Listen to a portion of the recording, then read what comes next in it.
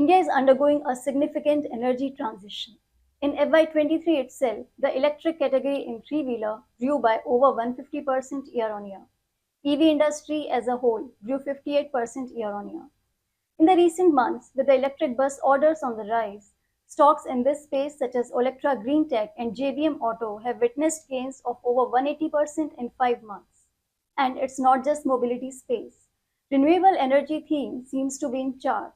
Stocks like Suzlon, a well-known player for harnessing wind energy despite its negative reserves, has doubled in a similar period. The craze around clean energy, electric vehicles, and renewable energy theme have led to the sharp run-ups in these stocks. With policy push and huge inflows in green energy funds, there could be more steam left. However, I would not touch them with a 10-foot pole. Reason: the underwhelming return ratios in these businesses and skyrocketing valuations that do not make sense to me. Take a look. The underwhelming return ratios in these businesses just do not justify the current valuations. And I have not forgotten the history. Once a darling of the stock markets in 2007, the subsequent years witnessed Suzlon's fall to become a penny stock. Its reason was capital-intensive business, dried funding, scrapped incentives, and a balance sheet that was never in good shape to handle such setbacks. Now, the likes of Olectra may not have debt issues for now, but do know that it has a stretched working capital cycle, and most of the target segment, that is trade transport units, are not profitable. Now, I'm not predicting a doom here.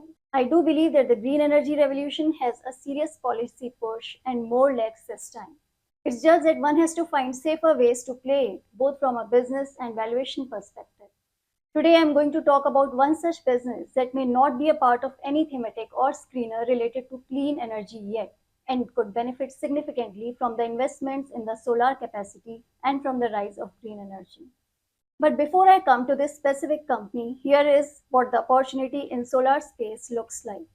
Green energy is one of the keynotes of the 7 priorities in the latest budget. In Budget 2022-23, the government has allocated 195 billion rupees to PLI scheme to boost manufacturing of high-efficiency solar modules.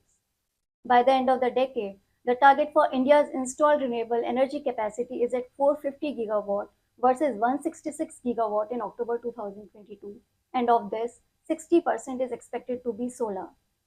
Already, 59 solar parks with aggregate capacity of 40 gigawatt have been approved in India.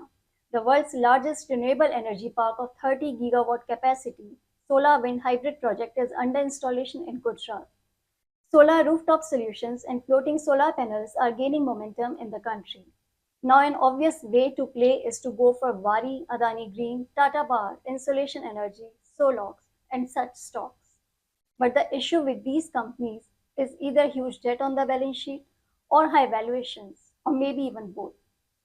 But if you're averse to buying high debt or companies at high PEs, there are cheaper alternates that you could add to your watch list. The first is GHCL Limited is one such option. Here is a bit about the business. The company is the second largest producer of soda ash in the country and the largest manufacturer of soda ash from a single location in the country. The soda ash produced from this plant accounts for nearly 26% of the annual domestic demand. With its planned capex, GHCL is likely to be the largest in India in soda ash with 30% market share in 5 to 6 years. With captive mining facilities in Gujarat for raw materials for soda ash, that is lignite and limestone, GHCL has a clear advantage from backward integration. So how is GHCL linked to solar and green energy revolution?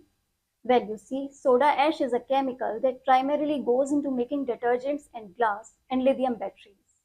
The rise in demand in emerging end-use segments of solar glass and lithium carbonate will be a key positive for the demand of soda ash. At the same time, the company's fortunes are not entirely dependent on the renewable energy theme. In other words, while it stands to benefit from the rise of green energy, it's an optionality play with downside protection. Now, unlike the frontrunners in the clean energy revolution, where return ratios leave a lot to be desired, the company enjoys return ratios of over 40% along with zero net debt on the balance sheet. Its revenues over last 5 years have grown at a CAGR of 17%. Apart from soda ash, the company also makes sodium bicarbonate with applications in pharma, food, chemicals, tannery, and animal feed. Its potential application in treatment of flue gas, which is done to reduce pollutants from the use of fossil fuels, is under trial and could be a game changer for the company.